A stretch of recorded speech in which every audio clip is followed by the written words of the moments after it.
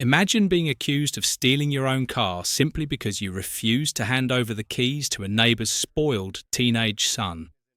It's early morning in Oakwood Heights, a quiet subdivision where everything looks perfect on the surface.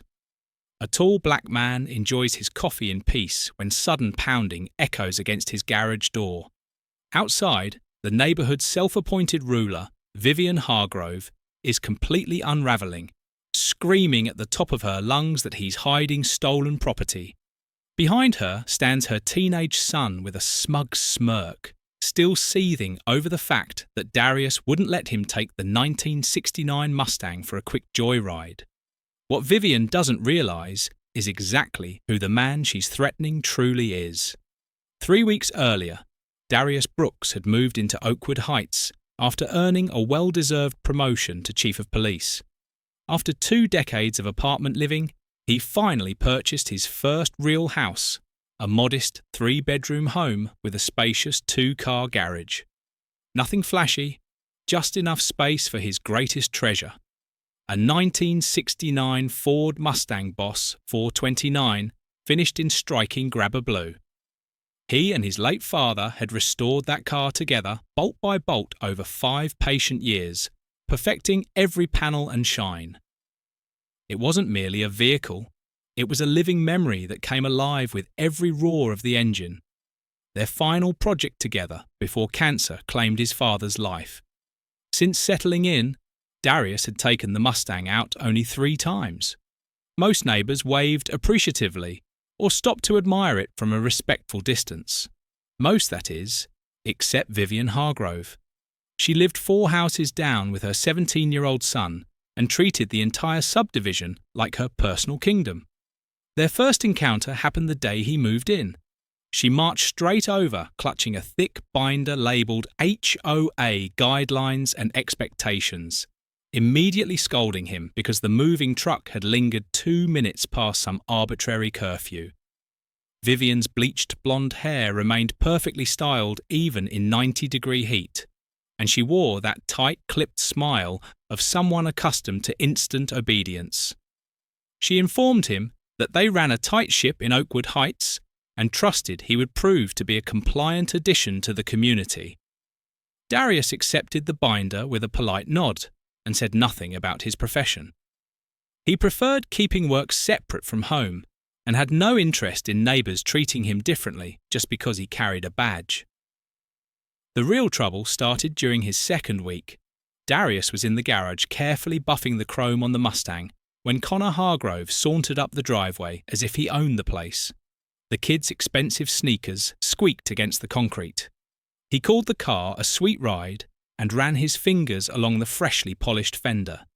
Darius identified the engine calmly as a V8429 Cobra Jet and gently moved the boy's hand away, explaining he had just finished waxing that section.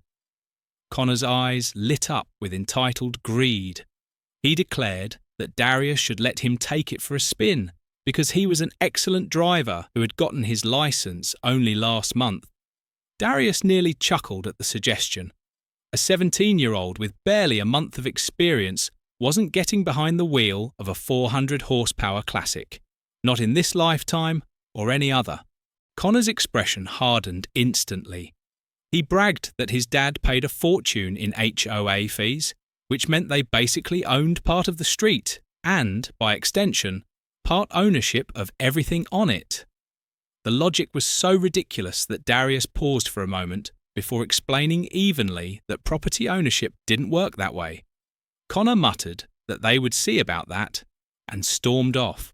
20 minutes later, Vivian appeared at the front door, dressed for confrontation in crisp white pants, a navy blazer adorned with the HOA emblem, and heels that clicked like rapid gunfire across the porch. She skipped any greeting and addressed him as Mr. Brooks, informing him that her son had reported he was rude. Darius clarified simply that he had told Connor he couldn't drive the car. Vivian's mouth tightened into a thin line. She insisted Connor was a very responsible young man and that when he showed interest in something, it was only neighbourly to accommodate him because they were a community. Have you ever had someone try to guilt you into surrendering something that belongs entirely to you? What would you do if a neighbour demanded to borrow your car and then acted deeply offended when you refused? Before we go further, what city or country are you watching from right now? Drop it in the comments. We love seeing where our viewers are tuning in from. And if you believe no still means no, smash that like button and subscribe to Karen Reacts, because some people disguise control as community spirit. Darius pointed out calmly that it was a vintage car worth more than most annual salaries. He stated firmly that no one drove it except him. Vivian sniffed that they would see whether the vehicle even complied with HOA regulations and promised to review the guidelines that very night. And review them she certainly did. Within days, Darius Brooks started receiving violation notices that pushed the boundaries of absurdity. One claimed his Mustang was excessively loud, even though he had never started the engine anywhere near her house. Another insisted the grabber blue paint was far too bright and posed a distraction risk to passing drivers. The final one went so far as to label it a commercial vehicle because, in her words, it could potentially be used for racing. Darius responded to each notice with calm, meticulous precision, quoting the exact HOA bylaws word for word and demonstrating how every accusation collapsed under actual policy. With each failed attempt, Vivian Hargrove's frustration mounted visibly. By the next Saturday, the situation escalated further. Connor Hargrove returned, this time flanked by two friends. Darius was mowing his lawn when he noticed the trio approaching. Connor called out with forced cheerfulness, asking if Darius had reconsidered letting them take the car for a quick spin around the block. Darius replied steadily and firmly that the answer remained no. One of the boys, a stocky kid wearing a football jersey, stepped forward aggressively and told him not to be so difficult, asking what harm it could possibly do. Darius straightened fully, his voice carrying the quiet, unmistakable authority earned from 2 decades in law enforcement, as he instructed the boys to head home because the conversation was over. They lingered just long enough for Connor to shoot a venomous glare that made it clear he had no intention of dropping the matter before finally walking away. An hour later, Vivian appeared again, this time dragging her husband, Gregory Hargrove, into the confrontation. Gregory looked deeply uncomfortable and clearly reluctant to participate, but Vivian launched straight into attack mode.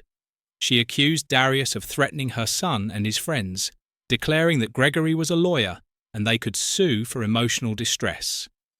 Gregory visibly winced at her exaggeration, but remained silent. Darius already knew Gregory specialized in tax law and likely hadn't stepped inside a courtroom in years. He explained calmly that he had simply asked the boys to leave his property, which was entirely within his rights. Vivian's eyes narrowed dangerously as she warned that the HOA board would hear about this before spinning on her heel and storming down the driveway, with Gregory trailing behind, offering Darius a small, apologetic shrug. Darius didn't bother watching them leave because he already sensed this was far from over. The following HOA meeting became a full-blown spectacle. Darius chose not to attend, but his next-door neighbour, Sandra Mills, filled him in the next morning. According to Sandra, Vivian had stood before the board for a solid 40 minutes issuing dire warnings about the dangerous element that had recently moved into Oakwood Heights. She even prepared a PowerPoint presentation complete with slides on street racing culture. Sandra chuckled as she recounted how Vivian had actually labelled Darius a hooligan, prompting Sandra to remind the room that the only people causing actual trouble were Vivian and Connor. Vivian had not taken the interruption well. The harassment intensified steadily. Darius began finding anonymous notes tucked under his windshield wipers. His garbage cans mysteriously overturned every trash day, and even official-looking city notices claiming his grass measured half an inch too long.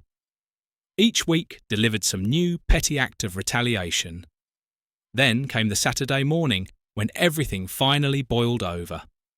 Darius sat peacefully in his kitchen, enjoying a fresh cup of coffee and the rare quiet until raised voices outside caught his attention. Glancing through the window, he saw Connor once more, this time with the same two friends snapping selfies next to the Mustang through the garage window. Darius set his mug down deliberately, stepped outside, and told Connor firmly that he needed to leave immediately. Connor dismissed it casually, claiming they were just taking pictures for Instagram because his followers loved cars like that. Darius's tone hardened as he ordered them off his property and stated he would not ask again. Connor's cheeks flushed bright red with anger. Connor's cheeks flared bright red with fury as he spat out that Darius should just screw it because the car should be his anyway, and accused Darius of being too old to appreciate it properly or even drive it correctly. Darius's tone dropped low and commanding, the same authoritative edge his officers privately called his chief voice, as he warned Connor to leave immediately or he would call the police. Connor scoffed loudly and revealed that his mum had already done exactly that, claiming she had checked the registration and it didn't even have Darius's name on it. Darius exhaled slowly, realizing Vivian must have somehow discovered the title was still registered under his late father's name because the transfer paperwork had been delayed for months due to probate.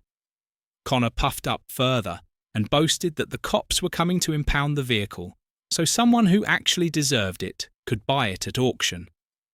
That was precisely when the sirens began wailing in the distance.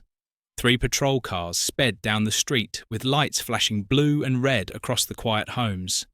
Vivian burst out of her house clutching her phone, face glowing with triumph as she shouted for the officers and pointed dramatically, declaring the thief was right there.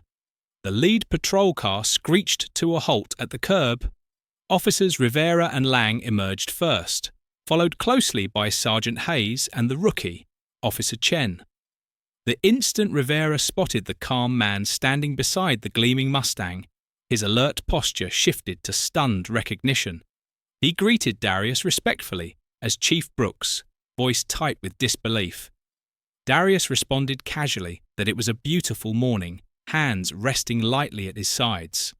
Behind him, Vivian froze mid-stride, stammering in confusion about what they meant by chief.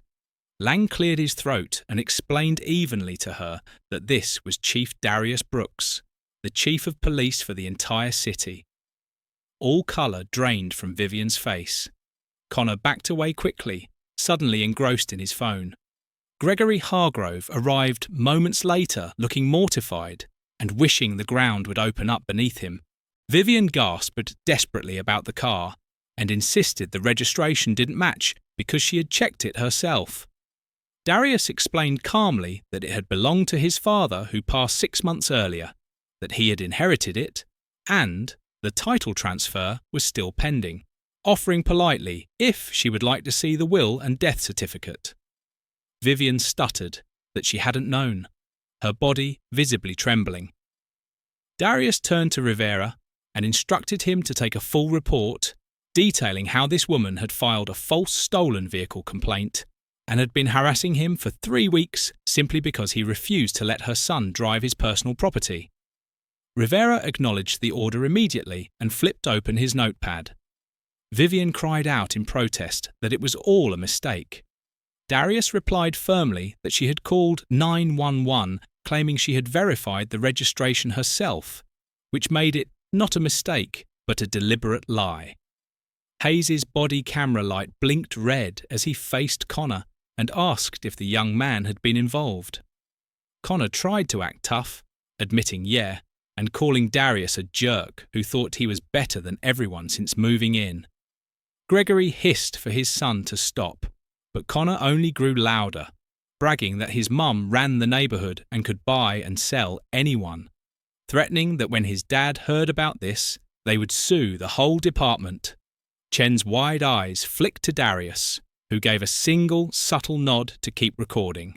Within an hour, neighbours lined the street watching the unfolding consequences. Vivian Hargrove was cited for filing a false police report and misuse of emergency services. Connor received an official warning for trespassing and harassment.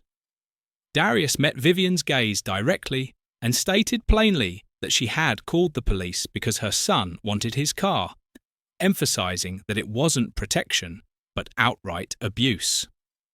Shaken and thoroughly humiliated, Vivian stormed off with Gregory and Connor trailing behind her, the crowd's heavy silence following them all the way home.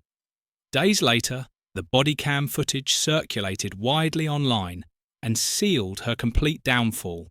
The HOA board voted unanimously to remove her as president, ending years of arbitrary fines and intimidation tactics. In court, Judge Merrick fined her $8,000, ordered 50 hours of community service, and issued a stern warning that wasting police resources was no trivial offence. By the end of the week, a for sale sign appeared in the Hargrove yard. For the first time since moving in, the quiet around Darius Brooks's home felt like genuine peace rather than simmering tension. The self-crowned queen was gone, and Oakwood Heights finally regained its balance. If you believe every tyrant eventually falls when they overreach, smash that like button and subscribe to Karen Reacts, because the moment tyrants tumble and the truth stands tall is always worth celebrating.